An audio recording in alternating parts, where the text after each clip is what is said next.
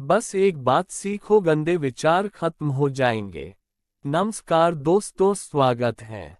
भिक्षु हर दिन तथागत से कहता, मैंने मन को जीत लिया है, अब यह मुझे विचलित नहीं कर सकता। तो एक दिन गौतम बुद्ध ने कहा, ठीक है, तुम दक्षिण दिशा में भिक्षा मांगने जाओ, यही तुम्हारी आखिरी चुनौती है। फिर अगले दिन ही भिक्षु ने व्याकुल होकर कहा, मुझसे बड़ी गलती हुई, लेकिन अब मैं दोबारा उस दिशा में भिक्षा मांगने नहीं जाऊंगा। यह कहानी शुरू होती है जब एक बड़े प्रदेश का राजकुमार अपना राजमहल सब कुछ त्याग कर बौद्ध संघ में शामिल हुआ। शुरुआती दिनों में नए भिक्षु ध्यान करना सीखते। इसके साथ साथ गौतम बुद्ध उन्हें भिक्षा मांगने भेजते ताकि भिक्षुओं का अहम कमजोर हो और उनका व्यवहार विनम्र हो जाए।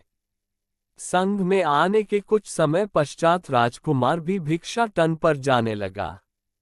शुरू शुरू में सब ठीक था, लेकिन कुछ ही दिनों में घटना घटी जिस कारण राजकुमार विचलित हो गया और उसने भिक्षाटन पर जाने से मना कर दिया।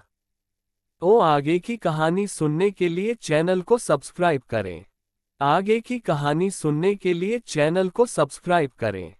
आगे की कहानी सुनने के लिए चैनल को सब्सक्राइब करें। भिक्षाटन का नियम था कि भिक्षु केवल 2 घरों में भिक्षा मांगते और नहीं मिलती तो आश्रम वापस आकर जल ग्रहण करते। एक बार राजकुमार भिक्षु नगर में भिक्षा मांगने निकला और दुस्सहयोग से भिक्षा नहीं मिली। शुरू में राजकुमार भिक्षु को निराशा हुई, लेकिन कुछ ही पलों में उसका मन शांत हो गया, जैसे कुछ हुआ ही ना हो। बिना प्रयास के आज भिक्षु बड़ा प्रसन्न था। उसने लौटकर गौतम बुद्ध से कहा, आज मुझे भिक्षा प्राप्त नहीं हुई, लेकिन मेरा मन शांत है। ना किसी विचार ने मुझे परेशान किया। गौतम बुद्ध भिक्षु की सारी भावनाएं समझ रहे थे। तथागत ने कहा, अच्छी बात है, अब तुम कल महल की तरफ भिक्षा मांगने जाना। भिक्षु ने आज्ञा का पालन किया और अगले दिन भिक्षा मांगने निकल गया। कुछ देर बाद जब भिक्षु महल के आगे से गुजरा तो उसे अपना महल याद आ गया कि कैसे वह ऐशो आराम का जीवन जीता था।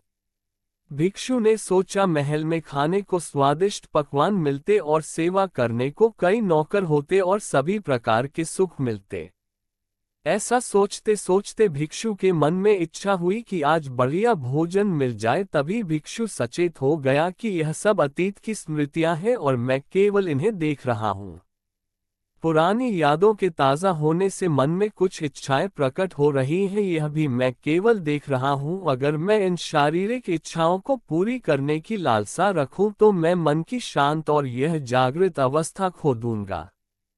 भिक्षु ने महसूस किया कि जब जब हम स्वयं को 2 कदम आगे ले जाते हैं, चेतना का स्तर ऊपर उठाते हैं, तब तब मन इस प्रकार के खेल खेलता है। जब हम मन को शांत करने लगते हैं, तब मन हमें बेचैन करने की पूरी कोशिश करता है। भिक्षु यह सोचकर बहुत खुश हुआ, क्योंकि आज उसने आत्मचिंतन से मन के बारे में गहरी समझ और सूक्ष्म दृष्टि प्राप्त कर ली। भिक्षु ने आश्रम आकर गौतम बुद्ध को सारी बात बताई और कहा, तथागत, आज मुझे आपकी कृपा से सूक्ष्म दृष्टि प्राप्त हुई। मन हमें बार बार इच्छाओं में उलझाना चाहता है। महल को देखकर मुझे भी पुराने सुखों का स्मरण हो आया, लेकिन आज भी विचार मुझे छू नहीं पाए। गौतम बुद्ध ने कहा, अच्छी बात है, कल नगर की दक्षिण दिशा में जाना, वहां एक हवेली है, वहां मन और विचारों पर उपदेश देकर आना। भिक्षु बहुत खुश हुआ। आज वो जल्दी जल्दी चल रहा था क्योंकि वो उपदेश देने जा रहा था। पर दोस्तों, इस बार की यात्रा भिक्षु पर भारी पड़ने वाली थी। कुछ ही देर में भिक्षु हवेली पहुंचा और भिक्षा के लिए आवाज लगाए। आवाज सुनकर एक सुंदर युवती बाहर आई। भिक्षु ने सोचा कि इस युवती की सुंदरता को देखकर मेरे मन में कोई विचार नहीं आना चाहिए, क्योंकि मेरा यहाँ आने का प्रयोजन तो इसको उपदेश देना है। युवती ने भिक्षु को प्रणाम किया और कहा, आइए पहले भोजन ग्रहण कीजिए। भिक्षु ने भोजन किया, फिर सोचा कि उपदेश देने से पहले थोड़ा आराम कर लेता तो अच्छा होता। भिक्षु यह सब सोच ही रहा था, इसी बीच युवती ने कहा, श्रीमान आपने अभी अभी अन्न ग्रहण किया है, अब थोड़ा आराम कर लीजिए फिर उपदेश शुरू करना। यह सुनते ही भिक्षु सतर्क हो गया, जो योजना वह मन में बना रहा था यह महिला वह सब बिन बताए करती जा रही थी। भिक्षु ने सोचा यह सब संयोग है, यहाँ लोग भोजन के बाद आराम करते होंगे। फिर भिक्षु आराम करने लेट गया और विचार करने लगा कि महिला कितनी समझदार है और इसकी सुंदरता बेजोड़ है। अगर मैं राजकुमार होता तो ऐसी ही स्त्री के साथ विवाह करता। भिक्षु के मन में ऐसे ही कुछ विचार चल रहे थे। इतने में युवती फिर से आई और बोली, अगर आप राजकुमार होते तो मुझे उपदेश कैसे देते? भिक्षु जी, आप तो मुझे उपदेश देने आए थे ना। युवती का इतना कहते ही भिक्षु को स्पष्ट हो गया कि युवती तो मन पढ़ सकती है। भिक्षु घबरा गया और हाथ जोड़कर पूछा, क्या आप मेरा मन पढ़ सकती हैं? युवती ने कहा, क्षमा कीजिए, ध्यान करते करते मेरा मन शांत हो गया है, इसलिए बड़ी आसानी से मुझे दूसरों के विचार अपने आप महसूस हो जाते हैं, उनकी भावनाएं समझ आ जाती हैं। जब भिक्षु ने सुना तो उसके पैरों तले जमीन सरक गई। फिर बिना कुछ बोले भिक्षु तत्काल आश्रम की ओर चल पड़ा। रास्ते में चलते हुए भिक्षु का दिमाग फटा जा रहा था, उसकी बेचैनी बढ़ गई थी। भिक्षु खुद को कोसने लगा कि मेरे मन में युवती के लिए ऐसे विचार क्यों आ रहे थे। उसने मेरे बारे में क्या सोचा होगा? अगर यह बात लोगों को पता चलेगी तो लोग भिक्षुओं और संघ के बारे में क्या सोचेंगे? आज भिक्षु बहुत लज्जत महसूस कर रहा था और वह थोड़ी ही देर में आश्रम पहुंच गया। जब भिक्षु गौतम बुद्ध के सामने पहुंचा तो तथागत ने देखा कि उसके चेहरे की रौनक जा चुकी है, दोनों कंधे झुके हुए थे। भिक्षु ने बुद्ध से कहा, अब मैं कभी भिक्षा के लिए नहीं जाऊंगा। तथागत ने कहा, पहले आराम से बैठो, फिर मुझे बताओ कि तुम्हारी चाल में इतनी थकान क्यों है? आज तुम्हारे चेहरे पर तेज की जगह गलानी की भावना क्यों है? भिक्षु ने सारी बात बताई और कहा, मैं सब कुछ जानते हुए भी महिला की सुंदरता के बारे में और अन्य चीजों के बारे में सोच रहा था।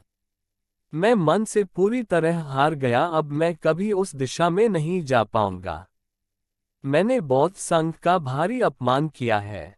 गौतम बुद्ध ने कहा, सबसे पहली बात, परेशानी को बड़ा चढ़ाकर मत सोचो। अगर कुछ बुरा हो जाए तो एकदम से यह मत सोचो कि सब खत्म हो गया।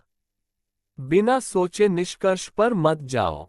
दूसरी बात, ध्यान दो कि कहीं तुम नकारात्मक विचारों के साथ अतिशयोक्ति करने वाले शब्दों का प्रयोग तो नहीं कर रहे। जैसे मैं हमेशा हारता हूं, जीवन में कुछ नहीं बचा। मैं मन से पूरी तरह हार गया, मेरे साथ कोई नहीं है। क्योंकि ऐसा करने से मन अति भावुक और विचलित हो जाता है और नकारात्मक विचारों के चक्र में फंसा रहता है।